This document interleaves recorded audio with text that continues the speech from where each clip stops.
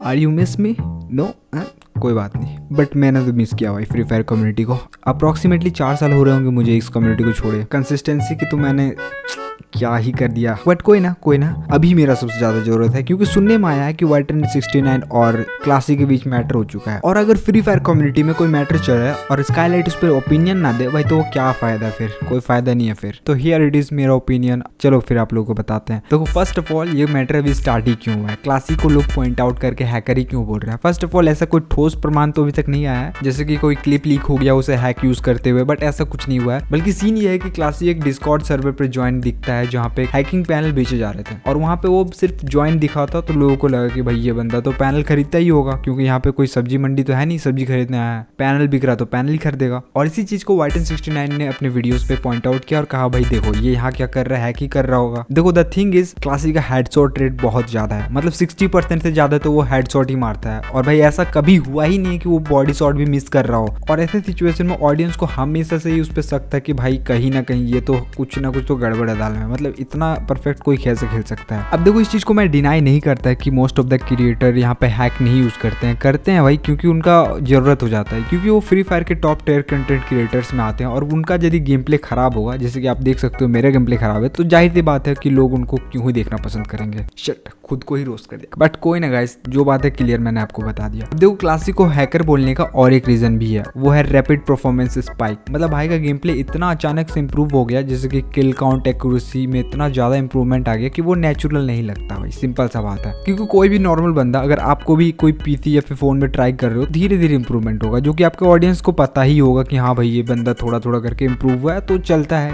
और वो ऑडियंस को फील भी होता है कि हाँ ये बंदा जेन्युइन है भाई, मैंने इसे ग्रो होते हुए देखा है। बट क्लासिक के सीन में क्या है, पहला वीडियो में नूबड़ों की तरह खेल रहा है, दूसरों में भी सेम, तीसरों में भी सेम, बस चौथे वीडियो में भाई उसने बूम कर दिया, सबको फेल कर दिया, 60% हेडशॉट रेट और एक्यूरेसी तो भाई पूछो मत। और यही कारण है कि ऑडियंस को उस पर भरोसा शुरू से ही नहीं था, और वाइटन के वीडियो बनाने के बाद तो एकदम ही नहीं है। कुछ लोग हैं ऑब्वियसली उसको सपोर्ट कर रहे हैं, जो उसके अंधे फैन है, बट Y444 के भी अंधे फैन हुआ करते थे, और आपको पता ही उसका क्या सीन है। अब देखो, सीधा सिंपल पॉइंट ये है कि अगर क्लासिक चाहता तो ये कंट्रोवर्सी एक ही बार में खत्म हो जाता। अगर वो इन एलिगेशन को झूठा प्रूफ कर दे, कुछ जेन्युइन एविडेंस देके, या रॉ गेम प्ले फुटेज दिखा दे, या फिर एंटी चीट वेरिफिकेशन करवा दे, मतलब करने के तो बहुत तरीके हैं इस चीज को प्रूफ करने का, बट वो कर नहीं रहा है। पता नहीं क्यों नहीं कर रहा है, अपने आप पे भरोसा नहीं या फिर ऑडियंस पे, बट वो कर नहीं रहा है। अगर वो कर दे तो कंट्रोवर्सी यहीं पे खत्म हो जाएगा, और अगर ना करे तो कंट्रोवर्सी चलता ही रहेगा, क्योंकि कंट्रोवर्सी नेवर एंडिंग टॉपिक है, क्योंकि लोगों को मजा आ रहा है भाई। आप वाइटन के वीडियो पे व्यू काउंट ही देख सकते हो, एंजॉय कर रहे हैं भाई लोग इस चीज को।